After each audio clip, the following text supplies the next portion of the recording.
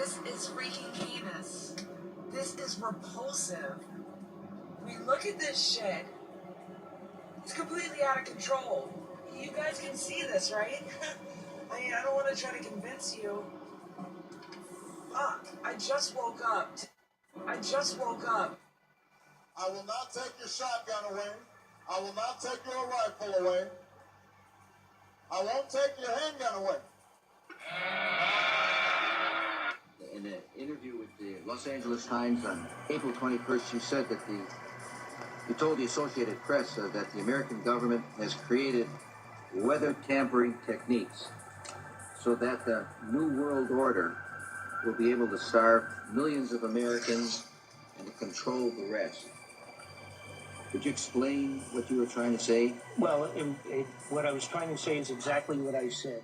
There is weather control techniques. We have a complete package on that, which I did not bring, but I certainly will see to it that it is brought in for the record. Number one, the entire patents on the equipment. Number two, Senator Claiborne Pell's complete statement and story of his own that not only does it exist, but that we even utilize it as far back as the Vietnam War. You might want to touch base with Senator Pell. I just want to repeat before I turn to So yes, but we do have all that information. You're saying the government has created weather tampering techniques so that the, quote, New World Order will be able to starve millions of Americans. Worldwide. Millions of Americans, and to control the rest. Yes, sir, and that's my belief. As bizarre as that sounds, when if somebody had told me that that equipment even existed 10 years ago, I would have thought they were nuts, sir. And at this point in time, we have all the documents to prove it. And if you think that 85 tornadoes takes place in the middle of our growing area by simultaneous accident, I'm sorry. With the equipment that's already set up internationally, and as bizarre as that is, it is proven and documented. We will supply you with those documents. As bizarre as that is, I would say that weather wars, and this is quoting actually Senator Claiborne Pell himself, that they are the greatest weapon ever created in the world, and that's the Senator's own statement. So yes, I do stand on that. Thank you, Mr. Fletcher. Thank you, Mr. Chairman. There is a growing citizens movement demanding an explanation of chemtrails. And I talked to my NSA buddies at Fort Carson, Peterson Air Force Base, and Buckley, where I was actually their doctor taking care of the pilots flying and spraying the chemtrails. So I know it's real. If anybody says it's not real, they're full of it. It's not the same as conducting some localized test for some defensive project. This is open air operations. It's not a test. This thing is in place. Do you have the chemtrail flu? It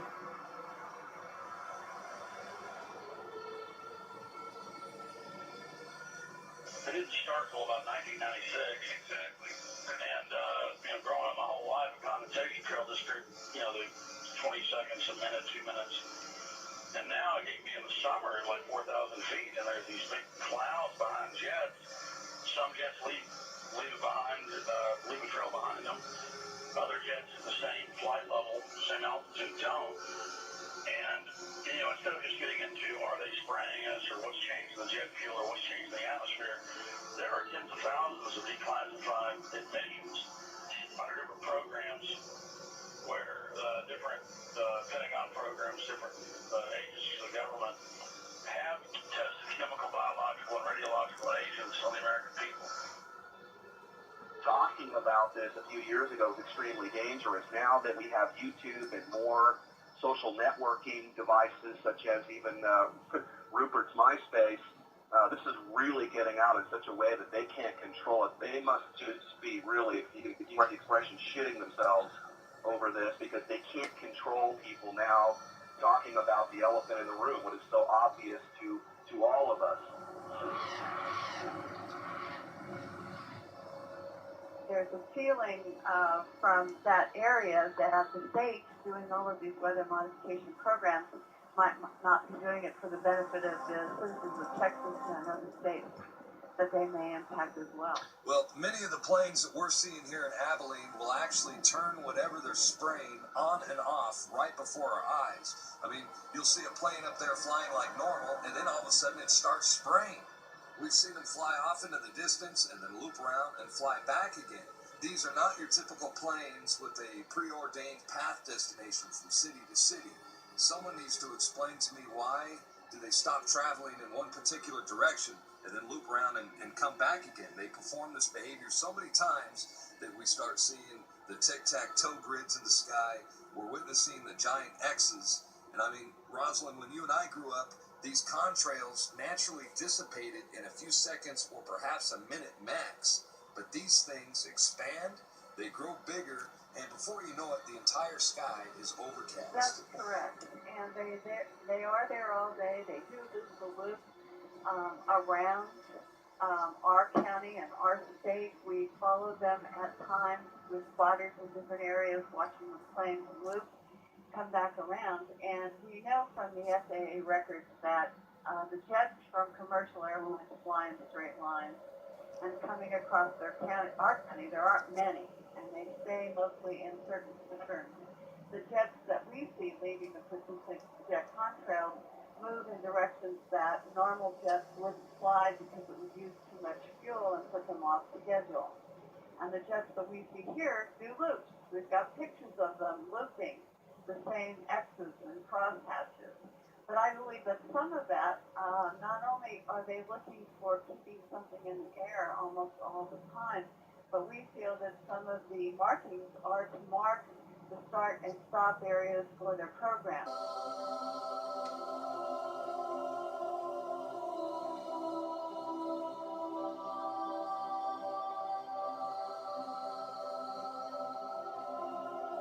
As long as grown men are more active in watching sports than getting politically involved, this is not going to change. A real quick story. I was getting my hair cut this morning, sitting in the barber shop.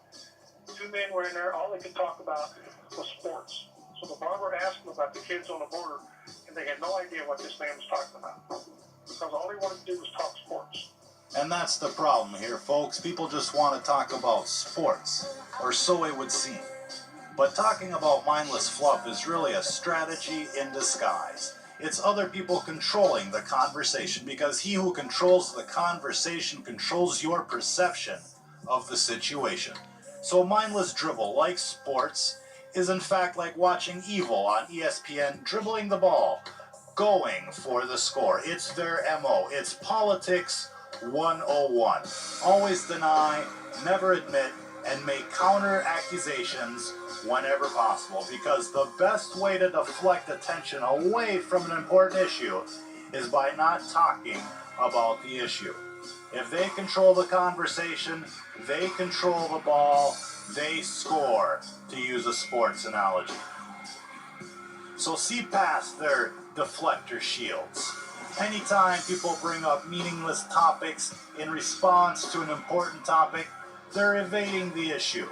It's like pointing in one direction and then running in the other. Look there. See ya. So this is one big smoke screen. It's a smoke screen in the sky and a smoke screen to deny. This is their strategy. And this is how they control the dribble on the court. Again, he who controls the conversation controls the ball, and you can't score in the game if you don't have the ball. So by allowing evil people to control the conversation with mindless fluff, cheap insults, cliche expressions, you are allowing them the opportunity to score points by wasting your time and by having you think about something else other than the topic at hand. They want to degenerate the conversation, to filibuster the debate. Don't walk into their trap. See their game for what it is. For evil is as evil does. Pollution, GMOs, fracking, transhumanism, it's all related. Evil does not want you to talk about the moral high ground of the situation. It wants to talk about sports and television and what's on sale. This is about good and evil. And evil is as evil does. And so if you deviate from their fluff-minded rhetoric, they'll insult you as a means of self-preservation. You're conspiring against evil, they'll say. You're not being trendy enough, they'll say.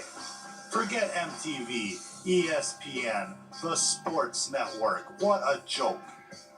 And this whole situation is so ironic, to keep you in the dark, away from the light, to transform you into a victim of their disease, to terraform this planet into something sinister and unnatural. So welcome, ladies and gentlemen, welcome to your sky, to your chemically induced synthetic sky.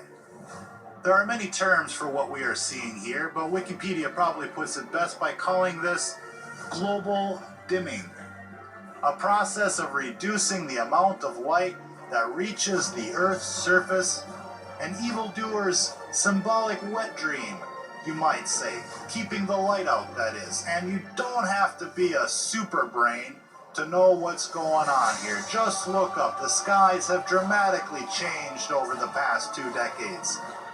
It almost looks like something out of the movie Matrix, when they scorched the sky.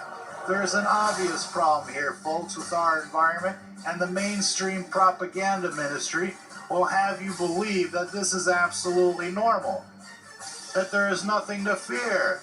Go back to shopping, go back to Doomsday Disneyland.